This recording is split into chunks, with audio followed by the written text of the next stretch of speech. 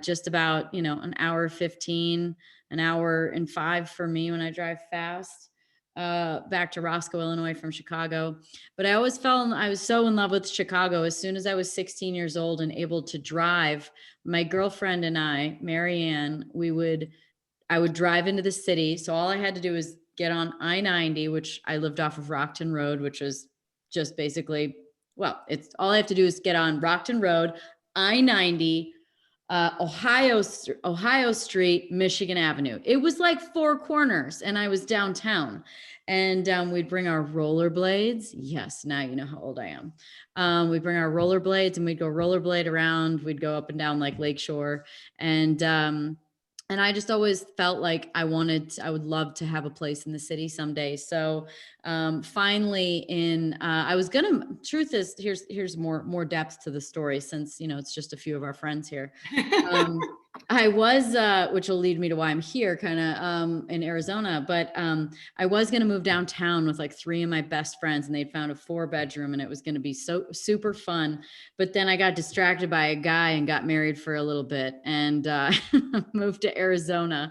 And that's why I'm still in Scottsdale, because I just generated so many friends. And but in 2010, I finally did buy a place downtown in River North. And it was because I was doing NASCAR and IndyCar. So I was doing so much travel, and it was just not feasible to fly back and forth between Arizona, and most of the races being centrally located or on the East Coast. So bought Chicago, and have a beautiful view of the city while still being in the city, because I'm right along the river. And I love going back. In fact, this is more depth to the story. When I went back at the beginning of last fall, I was going on a goodbye trip to the Chicago house. The Bears and the Packers were playing, and in another life, I was a Packer fan. And I was there's 3 girls that came from Arizona, came from Scottsdale to watch the game with me, and to blasphemously wear Packers clothes in Chicago. It felt so wrong. And then I just talked myself out of selling it. I brought a realtor over, and I was like, okay, this and that, and then this is so perfect, and right down here, and it's the biggest park in the city, and then there's that, and I'm like, you know what? I think I just talked myself into not selling this house, so I didn't. So there you go. There you've got my wide and deep story of Chicago. We love it. Chicago loves you. And we're happy to have you for Wine Wednesday on behalf of Mariano. So Danica, thank you. We're going to raise a cheers to everyone. We have so many old friends and regulars. I see Tony. I see some of our other regulars, but we're going to raise a glass to Danica and do a cheers like we always kick off Wine Wednesday. Thank you. Yeah. So we're excited to have you, and we're excited to have your wines in the stores. And we love your Chicago stories. And I know you've been to Mariano, so can you tell us a little bit about what you might like about our stores? Yeah, well, I mean, I love cooking and I love food, and the first thing that I do when I get into town is, well, in any town, but for sure Chicago, because I'm not there that much, is go to the grocery store. Because I mean, eating out's fun, but I can cook really well. So it like takes a pretty elevated food experience, like, Alenia or Next or True. Like those are the food experiences for me that are worth the calories, essentially. Right. And otherwise I can make it at home. And then of course I have so much wine. Like I have a huge wine fridge in Chicago, and it's still full. Well, man, it's actually like half full now. And so, when I come into the city, that's like the first thing that I do is go to the grocery store. And, to go to a place that has such a, beautiful like fruits and vegetables and organics. I mean, that's really important to me. So the core of who I am is surrounding health and wellness. So heart health, mental health, and food and fitness, and cooking for myself. So one of the number one ways to take care of yourself better and essentially like lose weight or lean out is to cook at home. Like when you go out to dinner, you're definitely going to get a lot more fat and salt Right. in your food. Right. So anyway, I love it. And so, to go to a store that has such a good variety of that and is so nice, it's like, I don't compromise on food. That's for sure. Oh, we love that. You definitely don't compromise on wine either. And you, like many of the, well, I say all of the viewers here tonight, love wine. So tell us about Danica Rosé and how it came to be. Yeah, it's a fun story. I mean, the story has to go all the way back actually to 2006, and I was on a trip in Napa Valley. Just it was actually started in what the heck's it called? Half Moon Bay, and then went up through Sonoma, like went up to Carneros and then went up to the Auberge. And anyway, on this trip, there was a tasting set up for Quintessa, but the night before was a dinner at French Laundry.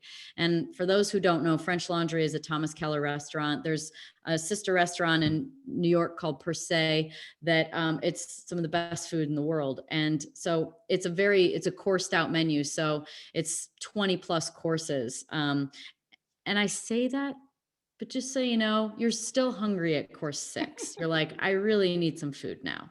You're like, because it's like, this, they're like, oh, here you go. Here's a leaf. And it's flavored with this special essence. You're like, please give me some food. But it's beautiful and it's a great experience. But I thought, how am I going to be ready to go wine tasting at 10 a.m. tomorrow because I'd never been there. I'm like going to eat and drink all night. But sure enough, got up there and it was so beautiful. And we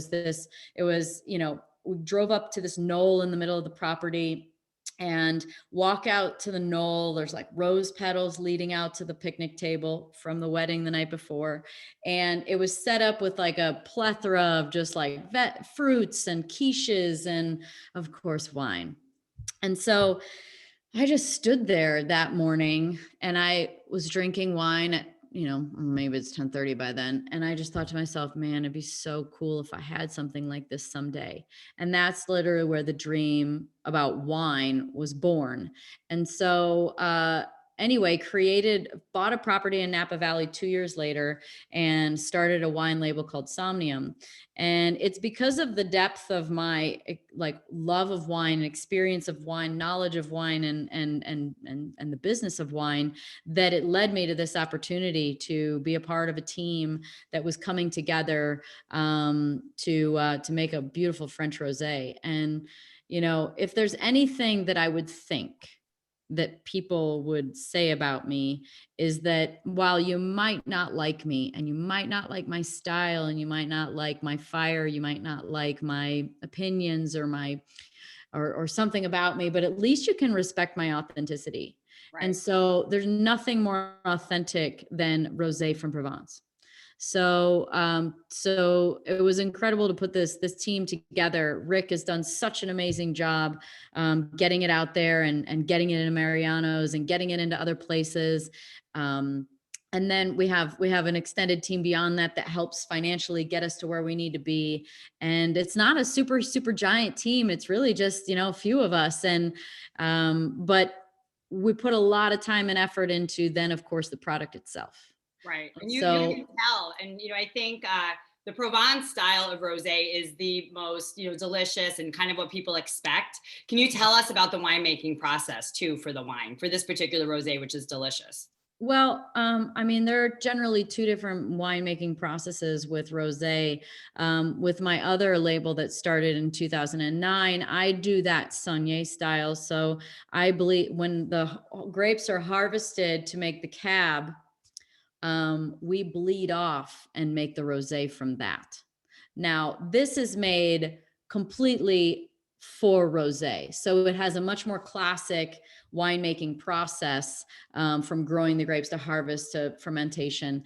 That's just like as if you were making a white or a red or anything else. So yeah, this is a classic rosé process. I don't make any bones about it. I don't know everything about it all because as I would be called like the proprietor. So there are other things that I'm much more interested in and know a lot more about, such as like the flavor profile, the bottle itself, the messaging, the story, that kind of stuff is really like, I'm like big vision. And then we have fantastic winemakers that, and families that supply us with the grapes that we need to make the kind of wine that we want. And then the process itself of making the wine to marry up perfectly with what we want, which is why we got a balanced wine, because that was the most important part when we were doing our tasting in Napa last year. There was probably, I know it was a super rough day on the job. We had to drink what, Rick? Probably like 30 plus different rosés. And I don't like to spit it out, because I don't know who's gone wine tasting before, or who's ever even just done like a wine flight. I mean, you wouldn't do this in a restaurant, but like, I don't spit it out because I have to swallow it to really get the full experience. I'm not a winemaker, so I don't do the whole like swish and spit and like and still able to understand what I'm drinking. So I drink it. So yeah, that was a fun day. And but we've really narrowed down on the fact that there are so many different wines out, so many different rosés, and honestly, not that many of them are that great. There are a few for sure, and we used those as examples of what we wanted. But the ability to achieve balance with the wine is really, I think, the most important thing, because when you're drinking a wine, it's too acidic, or it's like too hot on the back end, or it's just too sweet, or it's disconnected, like the front, mid, back palate just disconnects. Like, it's got to be balanced and got to flow. And so I'm much better about like texture and that than I am about like flavor profiles. So Right. again, I don't lie about what I'm not good at. I'm not trying to blow my way through this and tell you I know everything. But when it comes to balance and texture and the overall flavor of it, that's sort of my jam. I'm not going to tell you that, oh yeah, it's pear and it's like, a fresh cut rubber hose. I don't know. I did definitely not get fresh cut rubber hose out of this wine for sure. I just read that one time and I was like, I've got to use that every time I come up with examples, or like fresh cut rubber hose. That might be the most unique description of wine I've ever read. But anyway, so that was my goal with what we were choosing for this wine. And then of course came the name, which wasn't originally like the plan, if I'm being honest. Like, it was, we were kind of there was some ideas thrown around, but then we were sitting down, and maybe it was because you were drunk, Rick. I don't know. Maybe that's what happened, is that we were sitting there and we're like, okay, we got to figure out a name. And then he's like, we'd like to call it Danica. And I sat there and I was like, wow. Okay, let's do it. I mean, my other wine does not have my name even anywhere on it. So, so I think for a lot of people, they think this is the first project I've ever done because it's got my name on it, but it just fit and it just worked. And then of course there was a lot of effort and time put into, the shape of the bottle, and as well as like the texture, like of all wines, rosé is chosen so much of the time for the bottle. And so the fact that we have a bottle that's beautiful, we have a wine that tastes amazing. We were talking about my podcast before we got on with everybody, and I interviewed John Paul DeJoria, who started Paul Mitchell and Patron. And his advice was, get into the reordering business.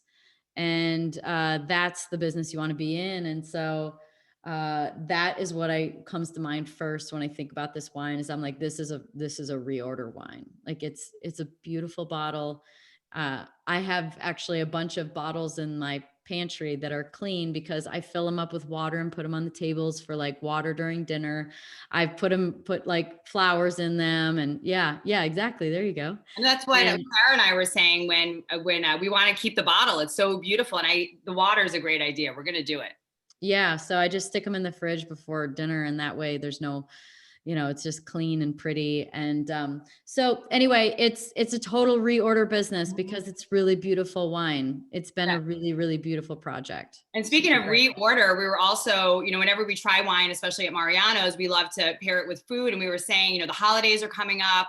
This is a perfect wine to, buy by the case and have it for when you have guests over or when you're cooking or relaxing. But it also is going to stand up really well, Danica, to like a Thanksgiving meal, to making dinner at home. Everyone's cooking a lot more, like you mentioned. And this wine, we talked about it before, but I think it would go with sushi. You mentioned pizza, turkey, the whole spread for the holidays. This is it.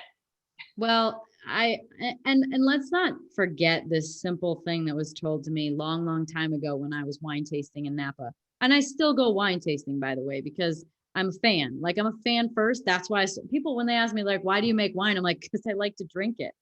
I was told, drink the wine you like and eat it with the food you like. Like, it's as simple as that. I don't think that if you're ever drinking something that you enjoy, eating something that you enjoy, that there's some disconnect. Right. You can, if you want an intricate experience, go to a restaurant that does pairings, go to I think that was one of the fun things I loved about True in Chicago, was that they paired the food with the wine. I was like, that's so fun. So, you can get that more depth of an experience at restaurants, and you can generally do it at home. But at the end of the day, I was, before we got on, I was like, rosé is the pizza of wine. Like, who doesn't like it? It's always good. It's delicious. I don't know. It's just very universal. I don't feel like there's anybody that would say like, no, I don't want to try that. Even try that. It's definitely a crowd pleaser. And I know everyone here is drinking it. I see Lindsay and a few other customers. But it does, before we even officially jumped on, we were talking about how refreshing it is. And it is, I do get a lot of berry flavor. I don't get any rubber hose for sure, or asphalt or anything like that. But I think the berry flavors are outstanding, but it does have a lot of structure to it. And we were talking about the grapes. Can we talk about the grapes that are in there and kind of, how you're starting to reach the limit of my knowledge.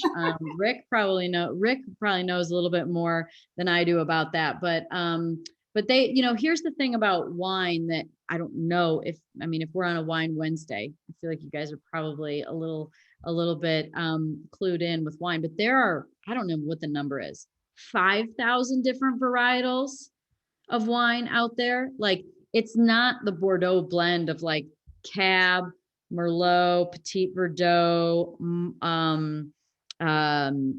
Cab Franc, and what's the fifth one? Should I say Cab? Anyway, and Chardonnay and Pinot Gris and Pinot Noir, and those are not like Sauv Blanc. Those are that is such a tiny, tiny, tiny scope of what there is. So there's so many grapes, especially when you get over into Europe, that there's so many. There's just so many different grapes. So that's my excuse for why I don't know every one of them that's in this. That's all right. That's more excuses to try wine, because there's so many different varietals and everything, and we could just learn more about all the wine. So right. So what's next for your wine, world? Like, are you anything new for Danica Rosé coming up, or anything new in general for your wines? Well, for those of you who maybe saw, we just closed out the promotion to be able to go on the Danica Rosé yacht next year at the Monaco Grand Prix. Raised about $250,000 for Folds of Honor, so that was super, super cool. So there's that, and then we're coming out with large format for next year. So imagine this bottle in a 1.5 liter, like beautiful. I can promise you, I'm going to be opening that at the holidays next year when it's ready. Carl and Nikita are like clapping and going crazy, and I think like all wines taste better when they're from a Magnum. So I can't wait for you to come out with that larger size. I'm excited. And it's like, I think about myself, and I think about Magnums, and I think about a lot of times you're going to see it, I feel like, more in like the red land, right? And those bottles get like, red is generally more expensive, right? when we're talking about white and rosé and stuff, it's much more affordable. So the fact that you can have this beautiful bottle that's not going to be at like the price of like Napa Valley cabs, I mean, that's pretty cool. That's a I mean, that's going to be like a showpiece. It'll be a You showpiece. buy two. Yeah, exactly. I love it. It's awesome. It's very exciting. And I think what also is great about the wine, even though it's amazing on its own, it also has a lot of blendability. And when we talked about doing this class, we thought, it might be fun to work with a local Chicago restaurant on a cocktail. So Danica, if you're okay, we can have Sandrine give us Love it. This cocktail she helped create. Because, I think that you could convert, a beer drinker to drinking this. You can definitely, I think a cocktail person's an easy one.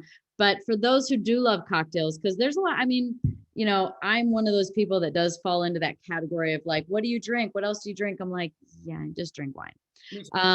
But maybe this could get me onto the cocktail train. So let's go. Yes. Well, thank you so much. My name is Sandrine. I am the Chicago and Midwest representation of Danica Rosé. And we worked with London House for their Rudolph rooftop event. And Adam, the GM, actually came up with this cocktail. So I can't take too much credit. This was from the GM at London House, but we're super excited about it. It's going to be featured from early November to January 3rd is how long they're doing the event. So if you guys can't make it at home tonight, although all ingredients can be purchased at Mariano's, feel free to scoot on over to London House and grab yourself a cocktail. So this is called the Naughty or Nice. So you're going to take 1.5 ounces of the Kettle One Peach and Orange Blossom Botanicals. Hang with me, I'm a little rusty on my bartending skills. We are going to do 0.75 ounces of fresh lemon juice. And then 0.75 ounces of a raspberry simple syrup, which is actually super easy to make at home. I know Amanda made hers today as well. So all you have to do is steep a raspberry tea and then do equal parts sugar, equal parts the tea. Let that sit, stir it up, and you've got yourself your simple syrup. It didn't take very long at all. It took like 5 or 10. I just did made the syrup and then threw the tea bag in there. Oh yeah, super simple. And then we're gonna top it off with 0.5 ounces of the Danica. That doesn't seem like enough. I know, right? We can always add more. At least. From there, I put extra in mine, so don't worry. You put extra, perfect. We'll probably end up topping it off a little bit more. Shake it up. I'm gonna strain it. Mm-hmm. And then we're just gonna take some picked raspberries and throw it on top. And there you have it, the Naughty or Nice from London House. Love that. That does sound really good. It's really good. Huh. Could you muddle the berries? Would that work? Yeah, absolutely. We could get crazy with it. I like the idea of muddling the berries. That's a great idea. Yeah. Yeah. Get that little, just, that health element, just a little bit of fiber, right. Exactly. From the berries. That's a great recipe. I would, prefer to enjoy the Danica Rosé on its own, but it does taste great as a cocktail too. So thank you. Absolutely. Yeah, no problem. Yeah. So Danica, what else should we know about the wine? And everyone's just excited to have you, and we're excited to have it at the stores. It's on great displays in all of our locations. And I think Rick's holding up. Well, I mean, this detail here, Danica. How much more can I just talk about myself? The star on the bottle, which is trademarked now, is because my name means morning star. So we were just kind of continuing to sort of layer in the depth of, entanglement and story. And so the star is because my name means morning star. And the roses are also, you're better at telling the story. The roses come from France. Tell the story about that. Yeah. So the roses French roses are, there is a natural beauty of perfection because of their size and shape. So a lot of weddings, people love French roses. And one of the things that's also very special about the bottle is that when we import the bottle, it's imported upside down. That's why it's flat at the top. And we do that to prevent oxygen from going in or out of the bottle. And it's also important to point out that the cork, for those who have a bottle of Danica, that is real cork. That's 100% cork. And a lot of wines today use synthetic cork, which nothing wrong with synthetic cork. They're just don't last as long. And that's why the bottle is designed that you can keep it, save it, and reseal it and reuse it. I definitely love that. Either. I mean, when anyone comes to my house, when this is over, I'm gonna have like 50 of these as water bottles. So yeah. And this is like a silly detail, but it's one of those things that sticks out to me just because I feel like I always have a lot of people over and I feel like I'm always pouring for myself and others. But the pour of the bottle, the way that it's designed, it pours clean, meaning like when you stop, it doesn't dribble, it doesn't run down the bottle. And that's just like one of those little small details that, it just one thing after another, and you end up just having like such a good experience with it. Yeah. So it's like my old engineer in IndyCar would say, he called it the 100-hand theory. He's like, when you stick one hand out the window, it doesn't really do anything. But when you stick 100 hands out the window, it does. And so, we kind of adopted the 100-hand theory with this, with the wine. Well, the bottle is beautiful and it looks gorgeous, and we're excited, to now have it in stores. We've had it for a few weeks, Lindsay, I think, right? It's been in the stores, and I think it's gonna be a big hit throughout the holiday, and it's perfect for everyone's celebrations, and and on from that. And I think what's really cool about this particular rosé and all rosés is that they're not just for summertime anymore. This your rosé has so much structure and flavor that it could.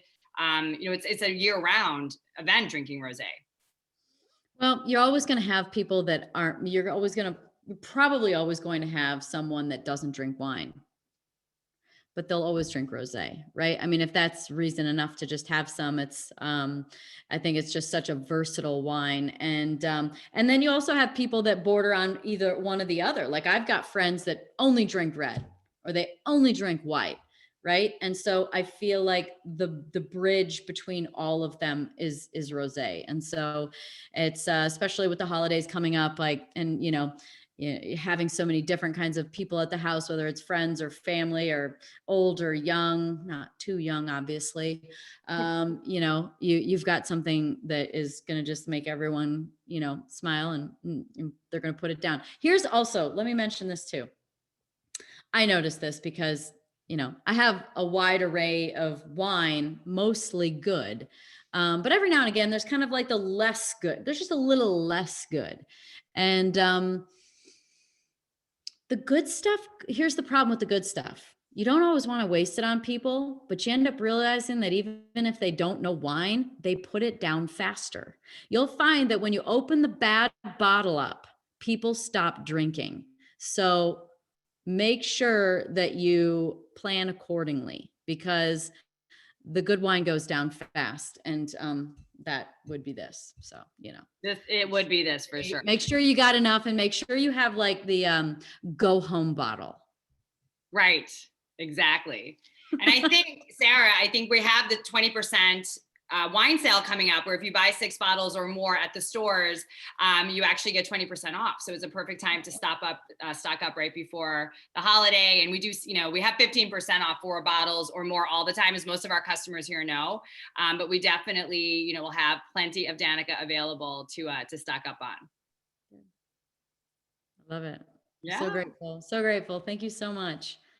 Thank you. So I think, Rick and James and the team and Sandrine, if there's anything else we want to cover while we have Danica, we're just really thrilled about this. And the stores are, we all have been touring stores over the last couple of days, Danica, and every, your wine is there and everyone knows about it. And they knew we were doing tonight's class. So everyone, was really behind the product. So we're all really excited about it. Cool. Great. Yeah. Thank you so much, James. I really appreciate it. This is, it's a cool partnership, and more to come. Yeah. Oh, the sale starts today, 20% off, 6 bottles or more. So Awesome. All right. So we're going to do a final cheers to celebrate this awesome Wine Wednesday. So Danica and team who have been incredible to work with. Thank you so much. And also thanks to Lindsay, who works in our adult bev department, who helped organize. But we really just want to say thank you. We're very grateful for you being here and for this delicious wine. So thank you. Thank you guys so much. Happy holidays. And this will make it happier.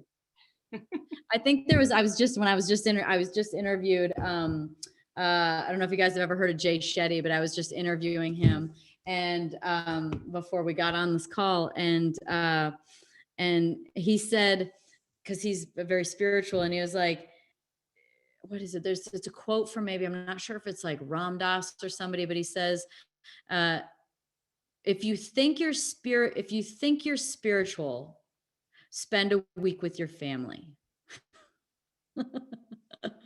So all the more reason to bring wine. That will help tremendously, the wine. All right. Well, thank you guys so much. Really appreciate it. Happy holidays. Thank you. Thank you, Danica. Thanks, everybody. We'll see you next time. Okay. Bye.